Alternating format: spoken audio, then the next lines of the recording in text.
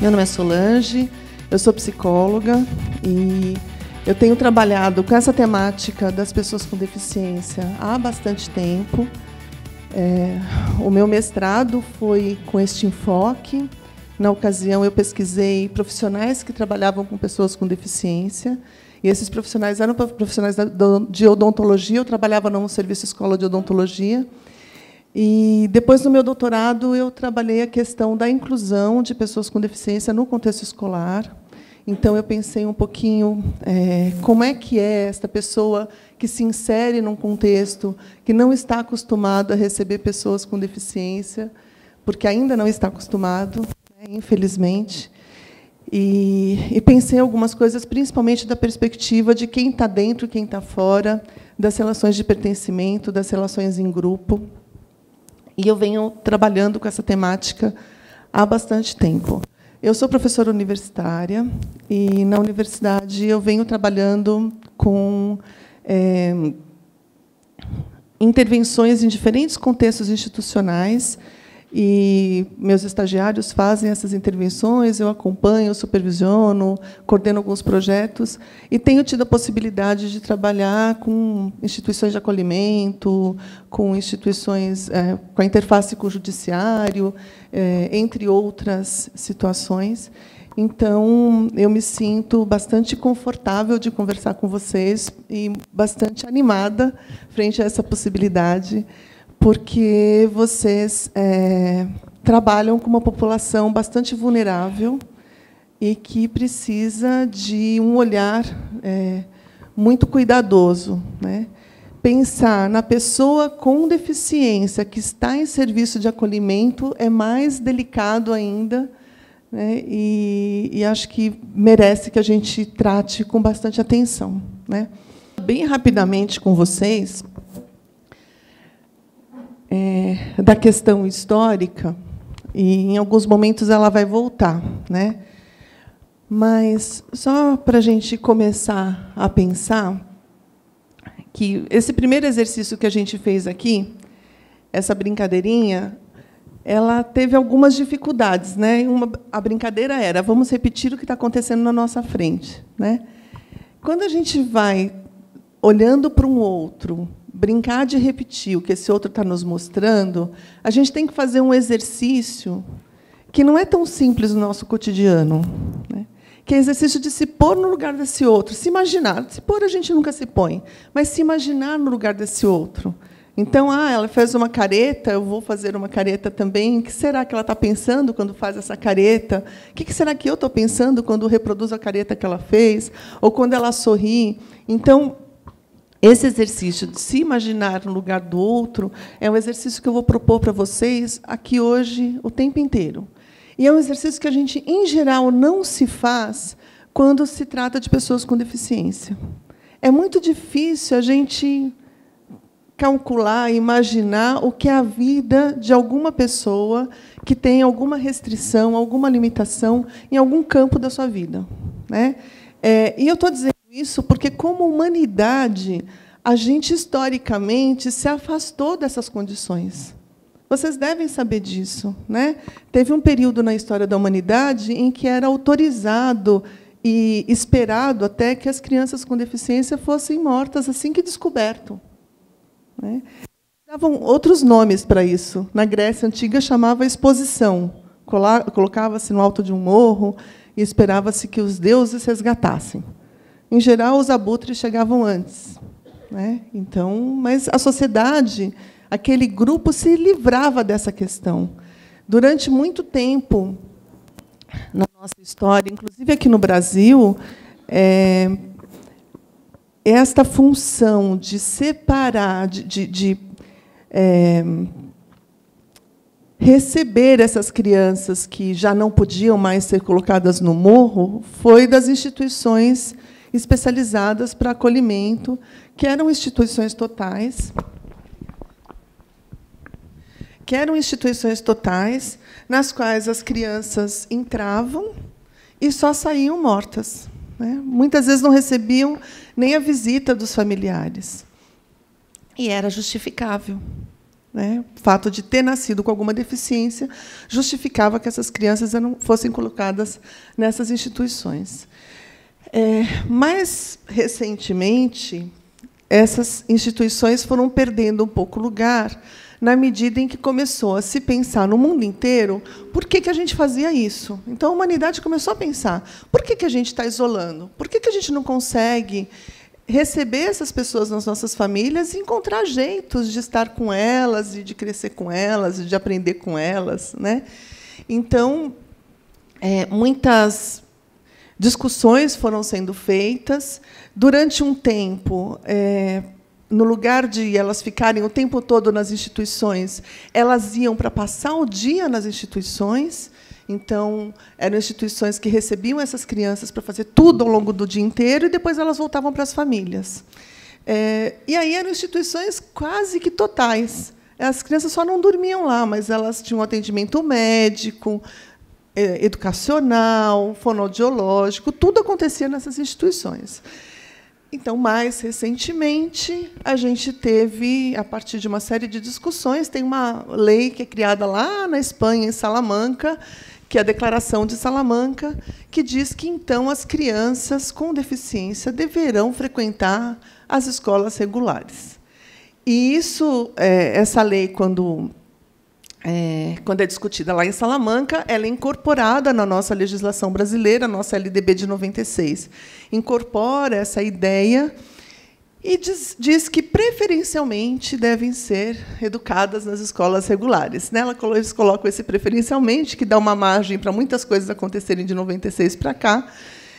E a que menos aconteceu foi as crianças com deficiência estarem nas escolas. A gente sabe que houve várias experiências, a gente sabe que houve um aumento dessa participação das crianças com deficiência nas escolas, mas sabe que também isso não foi bem do jeito que a gente imagina que deveria ter sido.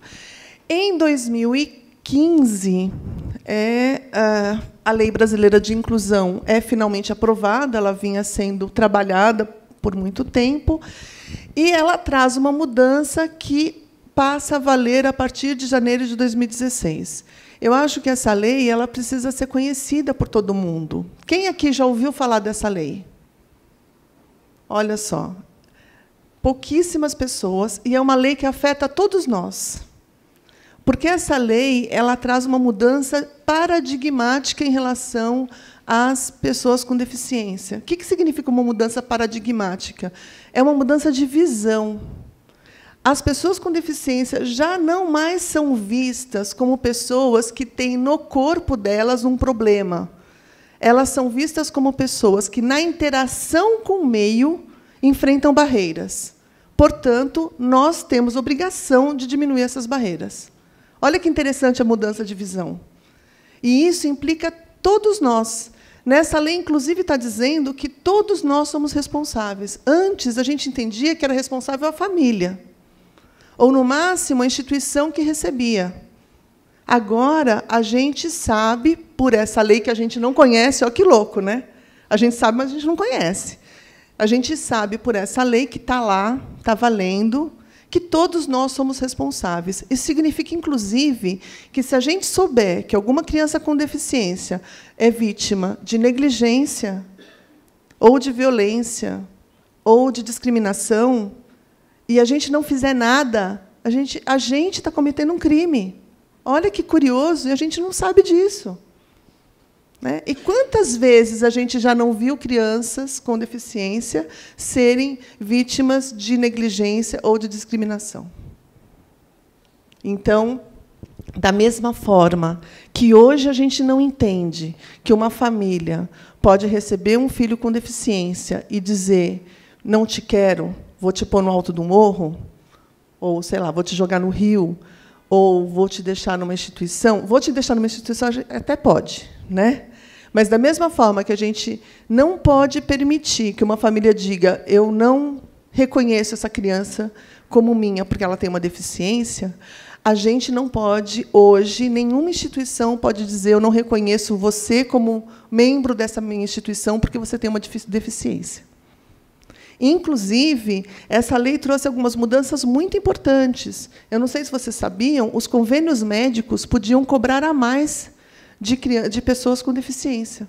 Hoje eles não podem mais. Não sei se vocês sabiam, as escolas podiam cobrar a mais, as escolas privadas, de alunos que tinham deficiência, ou vincular a matrícula à contratação de algum profissional. Essa lei deixa explícito que isso não pode mais ser feito. A escola quer contratar um profissional a mais para dar conta da inserção de qualquer aluno? Pode, mas ela não pode cobrar da família isso. Né? Então, essa lei traz uma mudança muito importante na percepção. E ela, inclusive, discute, ela apresenta, define e discute dois conceitos que, para a gente, não são tão familiares. Ela traz o da acessibilidade, que está cada vez ficando mais familiar, não é? O que é acessibilidade? Você facilitar o acesso. Então, por exemplo, no lugar onde só havia escadas, você construir rampas, elevadores, né? Mas ela traz também o conceito de desenho universal. Vocês já ouviram falar desse conceito? Acho que não, né? Não é um conceito muito familiar para nós também, mas ela traz, e é importante a gente conhecer. Esse conceito diz assim, que a gente tem que começar, como humanidade, estamos falando de humanidade, todos nós, a pensar que tudo que a gente vai inventar tem que pressupor todas as pessoas. Ou seja, eu não posso criar um produto, um serviço que não inclua as pessoas com deficiência. Olha que interessante. Então, o conceito de desenho universal, ele nos provoca a sermos muito criativos. Porque tudo que a gente for pensar tem que caber. Né? E a gente não está acostumado com isso. Vou dar um exemplo pessoal para vocês. Eu comprei o meu apartamento e fiz uma reforma. Achei muito bacana pôr uma porta sanfonada dividindo um corredor da sala, uma porta camarão. Tive uma situação de família que uma pessoa precisou usar um andador e me dei conta de que essa pessoa não poderia ficar na minha casa porque não passaria por esse corredor. E aí eu fiquei pensando, eu construí uma casa em que ninguém com deficiência pode frequentar a parte de lá da porta sanfonada, e quando eu ficar mais velha, se eu ainda morar lá, eu estou frita. Né? Porque eu posso precisar, inclusive, enfim. Né?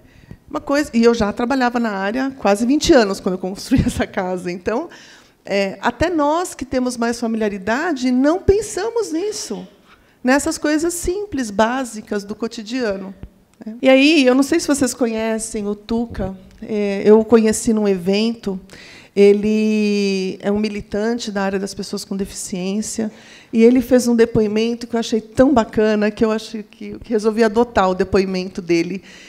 Que ele é uma pessoa que tem deficiência desde a infância, e numa época em que a gente tinha muito menos acessibilidade do que a gente tem hoje. Ele já é uma pessoa adulta hoje, né?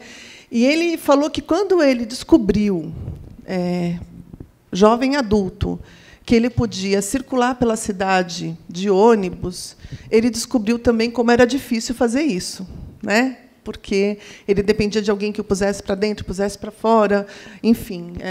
Nem sempre as pessoas tinham boa vontade, nem sempre as pessoas tinham paciência, os ônibus não eram adaptados, e ele contou que ele se sentia absurdamente inadequado circulando pela cidade.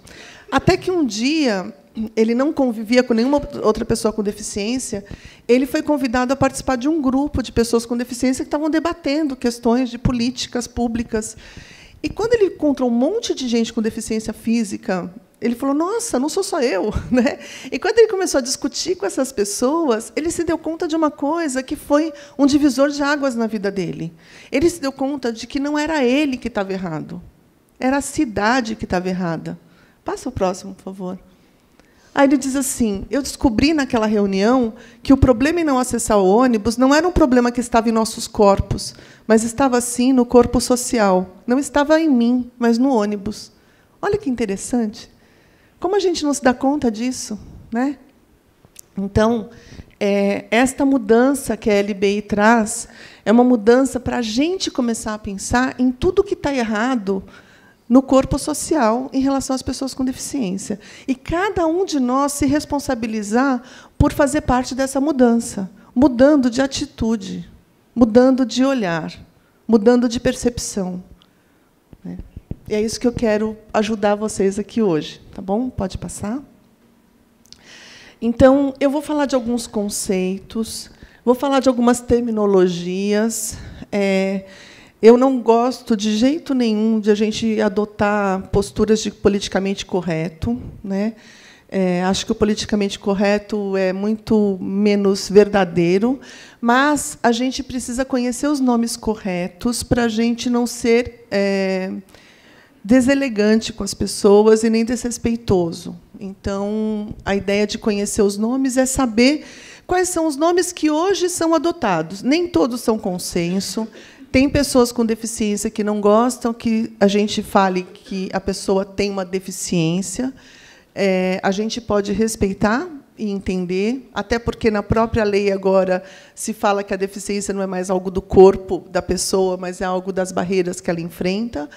Mas, ainda hoje, o termo adotado oficialmente, genérico, é pessoa com deficiência. Tá? Então, não tem, teoricamente, problema nenhum, quando a gente fala genericamente, falar pessoas com deficiência.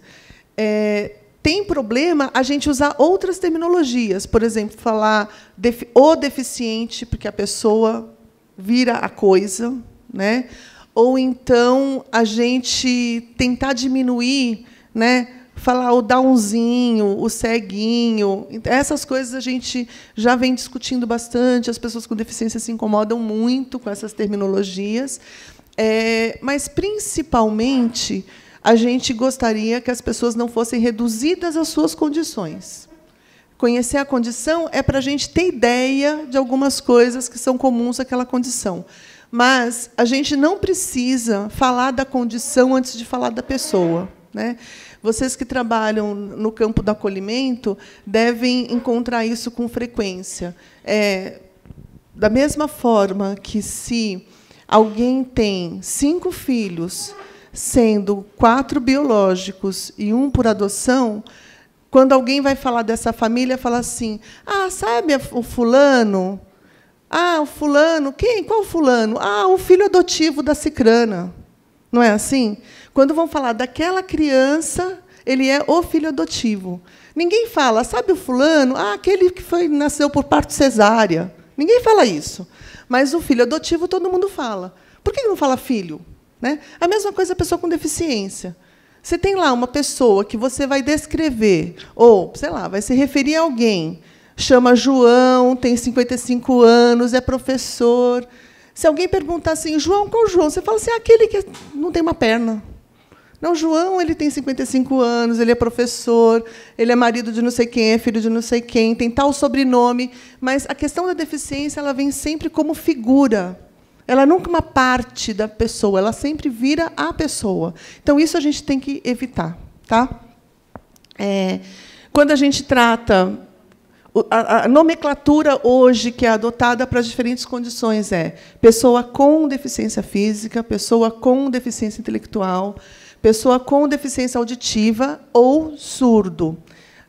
Existem surdos que não autorizam e não se sentem respeitados se você diz que eles são pessoas com deficiência auditiva. Tá? Isso é uma grande discussão que existe na comunidade surda, mas a gente respeita. Então, em geral, quando a gente conhece um surdo, e ele é um surdo que usa a língua brasileira de sinais, que se comunica pela Libras, muito provavelmente esse surdo não autorizará que você diga que a condição dele é deficiência auditiva. Ele vai dizer: eu sou surdo e ponto. Tá?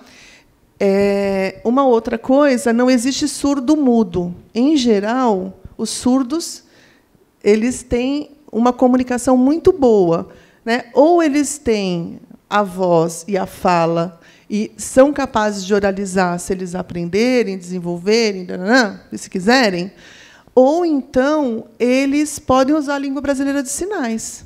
Isso é uma língua, é uma forma de comunicação, a gente não pode chamar de mudez. Então, o surdo-mudo é uma terminologia bastante equivocada que reduz o surdo a uma condição de incapacidade que não é verdadeira. Então, a gente também evita E, sempre que possível, a gente conta para as pessoas, porque eles ficam muito incomodados quando alguém diz que eles são surdo-mudos. Tá? Pessoa com deficiência visual ou cega. O cego também não se incomoda, porque a deficiência visual é uma condição que ela gera muitas dificuldades de compreensão, até porque muitos de nós usamos óculos. Então, muitas vezes, as pessoas acham que deficiência visual é usar óculos, ou enxergar pouco, ou enxergar mal. Né? E a cegueira é muito específica e característica. Né? A cegueira demanda que a pessoa use braille, ou use recursos auditivos exclusivamente, ou, enfim, né? Ou com mais frequência. Então, no caso da cegueira, a gente pode usar cego também, para deixar clara qual a condição. Até porque a deficiência visual pode ser visão subnormal, pode ser outras condições. Baixa visão, enfim. Pessoa com surdo-cegueira ou surdo-cego é a pessoa que enxerga bem mal e escuta bem mal, ou, né, tem a cegueira e a surdez associadas. Tá? Então, é uma condição também importante de se conhecer. E pessoa, hoje em dia, a terminologia adotada oficial é dentro do transtorno do espectro autista ou autista. Tá? Então, essas são as condições mais comuns aí nomeadas. Como eu sou psicóloga, vou falar um pouquinho de uma questão que, para todos nós, psicólogos, ela é importante, para nós em geral, que são os mecanismos de defesa que a gente, todos nós, todo ser humano, aciona diante do diferente. Toda vez que a gente encontra com alguém que a gente não sabe muito bem quem é, né, a gente se mobiliza internamente e se defende. Quando a pessoa tem alguma deficiência, alguma condição que a gente não conhece, a gente pode mobilizar esses mecanismos de defesa. Pode passar. Eles são inconscientes. A gente não controla o que a gente sente, mas a gente pode controlar o que a gente faz com o que a gente sente. Está claro isso, gente? Sim? Todos nós sentimos, tá? Então, o abandono é um bem comum. Né? Eu vou falar de cada um deles. Superproteção, a negação, a racionalização e idealização. Pode passar. Esses mecanismos eles foram recuperados, eles são usualmente da psicanálise, e foram recuperados por uma autora chamada Lígia Amaral, e eu acrescentei 2 outros pela minha experiência, e ela dizia do abandono explícito ou implícito. O explícito é aquele: eu não dou conta, eu não cuido, não é para mim, não tenho condição, não tenho treino, não tenho preparo, não tenho formação. Esse é o explícito, não entro em contato. Tá? O implícito é aquele do eu cuido, só que eu cuido, mas eu não cuido. Eu cuido, mas ele fica sempre em segundo plano. Então, este é um implícito. Vocês já devem ter visto em muitos lugares. Pode passar? A superproteção também é muito comum. Né? É aquele, ai, coitadinho, já tem tantos problemas. Eu gosto dessa imagem, né? Uma criança toda envelopada com plástico bolha, né? Para ela não se machucar. Então, com pessoas com deficiência, é muito comum isso acontecer. Ah, eu não posso falar não. Imagina. Né?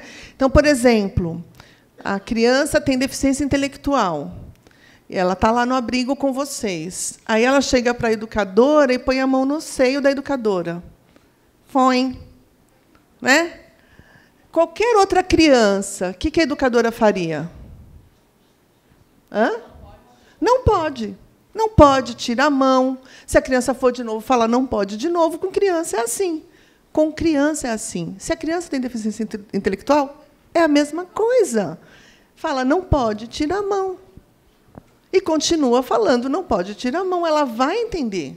Só que o que acontece? A gente fala, coitadinha, ela não sabe o que ela está fazendo. Sabe sim.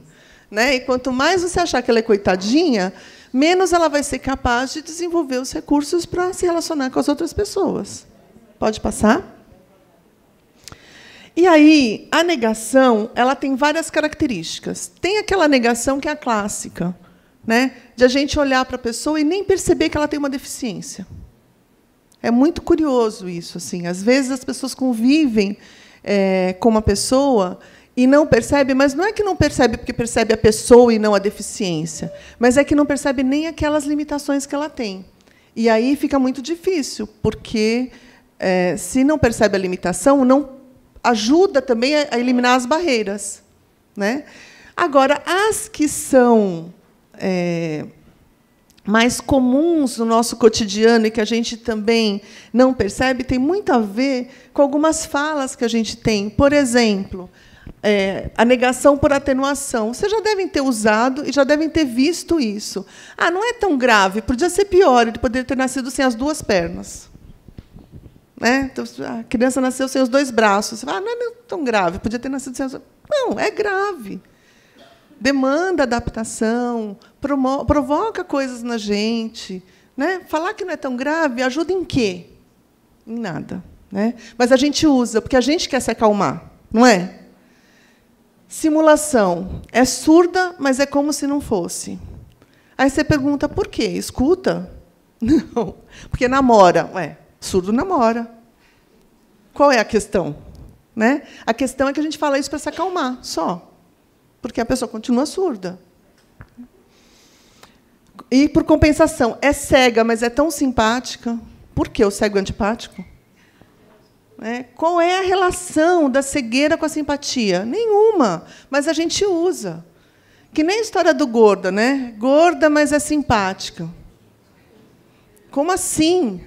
Então, para quem já ouviu isso, sabe como é incômodo escutar essa frase. Né? Pode passar? Um outro mecanismo que é bastante comum, tanto em famílias como em profissionais, é o mecanismo da racionalização. Então, o que é isso? Ah, vai chegar uma criança com diagnóstico de autismo no abrigo. Ah, eu vou pesquisar todos os textos sobre autismo, eu vou ver todos os vídeos que eu puder, e aí eu vou chegar diante da criança e vou ficar aqui ali procurando todos aqueles marcadores de autismo que eu vi nos textos, aqueles sintomas que estão lá descritos. Essa racionalização, você não entra em contato com a pessoa, você está mais preocupado com as teorias. Né? Já me aconteceu de entrevistar a mãe em escola, por exemplo, quando uma criança ia entrar, uma criança com deficiência, sei lá. Aí eu chegava para a mãe e falava, oi, tudo bem? Você veio falar do seu filho? Ah, meu filho tem síndrome de Down. Você sabe que síndrome de Down é a trissomia do cromossomo 21. Tá bom, mas me conta, então, como é o Zezinho? Não, então, na síndrome de Down, acontece... Nananana. Então, a pessoa vai falando tecnicamente, teoricamente, o que acontece com aquela condição, e sobre o filho dela mesmo. Né? Do que o Zezinho gosta, do que ele não gosta, como que ele é... Ela não conta. Né? E, às vezes, os profissionais fazem isso. Então, a racionalização é um mecanismo que nos afasta do contato com o outro. Tá? Não que não seja importante a gente conhecer as condições, mas é importante que a gente encontre as pessoas. Pode passar, Carla, por favor. Idealização também é um mecanismo que eu acrescentei a esses que a Lígia elencou, porque é muito comum também, para a gente não entrar em contato com os desafios, a gente entrar nessa disputa do melhor e pior. Né? Então, ele tem deficiência física, mas ele é o melhor não sei o quê.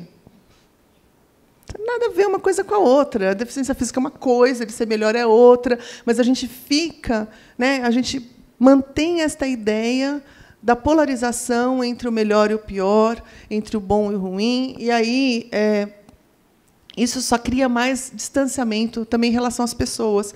Porque, se a pessoa for cega e não for um excelente musicista, então não serve. Tem que ser um cego que seja maravilhoso na música. Não. Pode ser um cego que não tenha nenhuma relação com a música. Nem todo mundo é Stevie Wonder. Né?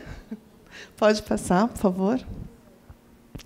Então, assim, os mecanismos de defesa, eles estão no meio de nós, estão dentro de nós, nós usamos esses mecanismos.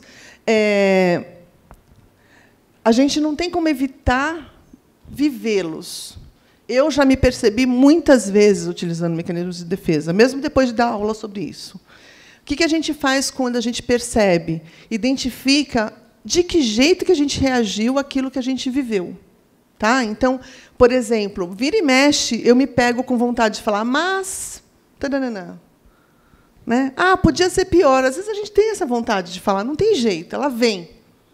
Aí a gente para, pensa, fala, que função tem isso? Eu estou me acalmando. Então, por que eu estou me acalmando? Porque eu estou mobilizada. Então, vamos pensar no que mobilizou. Também é importante a gente pensar que, em função dos nossos mecanismos de defesa, a gente vai ter um sentimento que vai mobilizar uma atitude, que vai mobilizar uma ação, um comportamento em relação a alguma pessoa.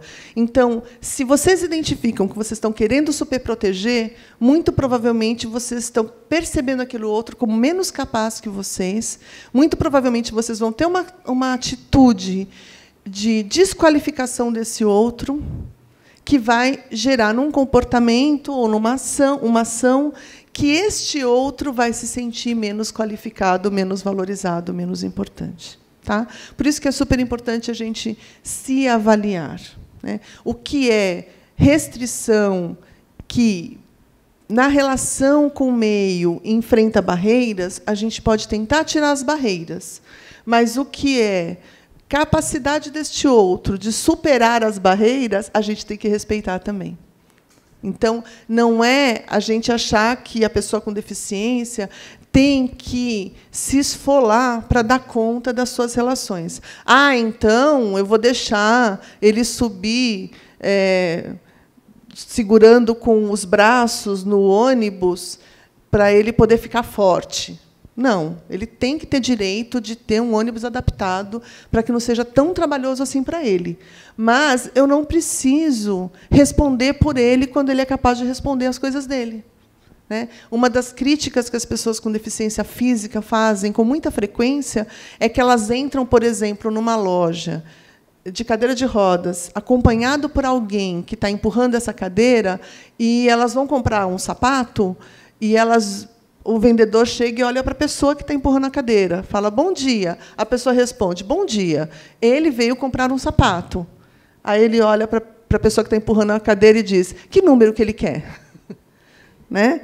E a pessoa da cadeira responde, meu número é tal. Aí o vendedor olha para o que tem empurrando a cadeira, que cor de sapato que ele quer? Assim, o tempo inteiro ele está ali em condição de responder e alguém está respondendo por ele. Pode passar.